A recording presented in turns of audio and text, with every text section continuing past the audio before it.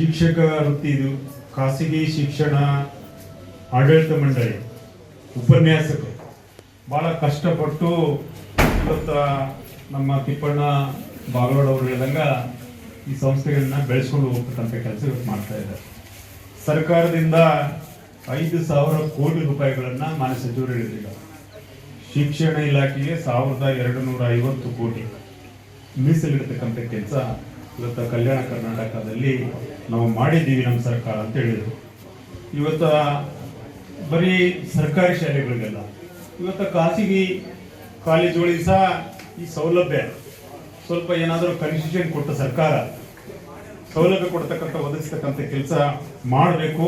ಯಾಕಂದ್ರೆ ಇವರು ಸಹ ಶಿಕ್ಷಣ ರಂಗದಲ್ಲಿ ಇವತ್ತು ಈ ಭಾಗ ಹಿಂದುಳಿದ ಪ್ರದೇಶ ಇವತ್ತು ಏಳಿಗೆ ಆಗಲಿಕ್ಕೆ ಒಂದು ಪ್ರಾಮಾಣಿಕ ಸೇವೆಯನ್ನು ಸಲ್ಲಿಸ್ತಕ್ಕಂಥ ಕೆಲಸ ಇವರು ಸಹ ಮಾಡ್ತಾ ಇದ್ದಾರೆ. ಯಾಕಂದ್ರೆ ಜನಸಂಖ್ಯೆ ಹೆಚ್ಚು, ಶಿಕ್ಷಣ ಸರ್ಕಾರಿ ಕಾಲೇಜುಗಳು ಸರ್ಕಾರಿ ಶಾಲೆಗಳು ಕಡಿಮೆ. ಇವತ್ತು ಅನಿವಾರ್ಯ ಖಾಸಗಿ ಶಿಕ್ಷಣ ಸಂಸ್ಥೆಗಳು ಸಹ ಇದಕ್ಕೆ ಶಿಕ್ಷಣನ ಒದಗಿಸ್ಬೇಕು ಈ ಭಾಗದ ಜನರಿಗೆ ಎಂಬ ಒಂದು ಉದ್ದೇಶದಿಂದ ಶಿಕ್ಷಣ ಸಂಸ್ಥೆಗಳನ್ನ ತೆರೀತಕ್ಕಂಥ ಕೆಲಸ ಇವತ್ತು ಶಿಕ್ಷಣಕ್ಕೆ ಒತ್ತು ಕೊಡ್ತಕ್ಕಂಥ ಕೆಲಸ ಇವತ್ತು ಮಾಡ್ತಾ ಇದ್ದಾರೆ. ಅದನ್ನು ಸಹ ನಾವು ಗಮನಿಸ್ತಕ್ಕಂಥ ಕೆಲಸ ಸರ್ಕಾರ ಮಾಡ್ಬೇಕಂತೇಳಿ ಈ ಸಂದರ್ಭ ಕೇಳ್ಕೊಂಡು ಇವತ್ತ ಶಿಕ್ಷಕ ವೃತ್ತಿ ಅಂದ್ರೆ ಬಹಳ ಪವಿತ್ರವಾದ ಶ್ರೇಷ್ಠವಾದ ವೃತ್ತಿ. APJ ಅಬ್ದುಲ್ ಕಲಾಂ ಅವರು ಹೇಳಿದಂಗ ಶಿಕ್ಷಕ ಬರೀ ಜ್ಞಾನವನ್ನು ನೀಡೋದಿಲ್ಲ, ವಿದ್ಯಾರ್ಥಿ ಜೀವನವನ್ನ ಮಹಾನ್ ಗುರಿ ಮತ್ತು ಕನಸುಗಳಿಂದ ರೂಪಿಸ್ತಾರೆ. ಅಷ್ಟೊಂದು ಜವಾಬ್ದಾರಿ ಶಿಕ್ಷಕರ ಮೇಲೆ.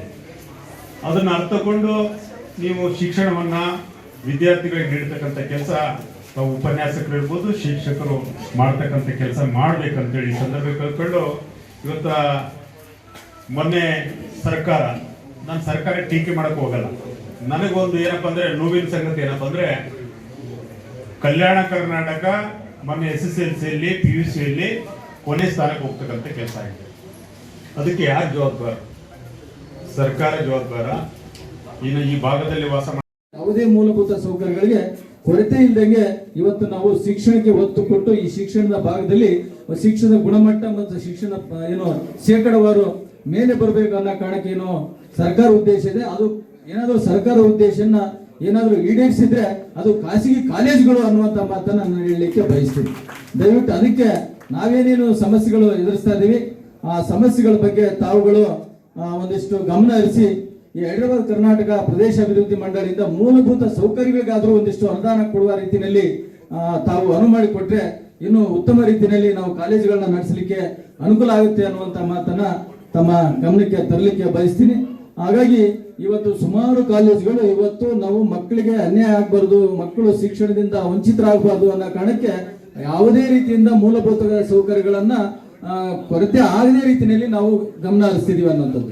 ಸೊ ಹಾಗಾಗಿ ಅದನ್ನು ಕೂಡ ಇಂಥ ಒಂದು ಕಾರ್ಯಕ್ರಮಗಳಲ್ಲಿ ಸೇರಿಸಬೇಕು. ಈಗಾಗಲೇ ಸರ್ಕಾರಕ್ಕೆ ಮನವಿಯನ್ನು ಕೊಟ್ಟಿದ್ದೀವಿ. ಯೂನಿವರ್ಸಿಟಿ ಲೆವೆಲ್ ಅಲ್ಲಿ ವೈಸ್ ಚಾನ್ಸಲರ್ ಅವರಿಗೆ ಮನವಿ ಕೊಟ್ಟಿದ್ದೀವಿ.